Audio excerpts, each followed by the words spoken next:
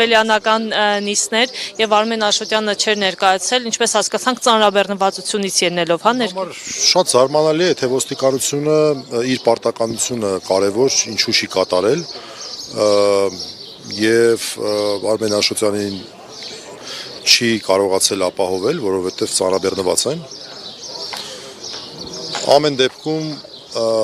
խստորեն քննադատելով սա, նշենք, որ դա էական ազդեցություն չունեցավ վարույթի ընթացքի վրա, որովհետև միաժամանակ չէին ներկայացրել նաև ծանուցված վկաները։ Մեր համար կարևոր է, ինչպես ես միշտ ասում եմ, որպեսզի մենք վկաների հարցաքննությունը հնարավորինս արագ եւ արդյունավետ իրականացնենք, այսօր վկաները չէին եկել, այս տեսանկյունից դատարանը քննեց այլ միջնորդություններ, որոնք կապված չէին Արմեն Աշոտյանի հետ,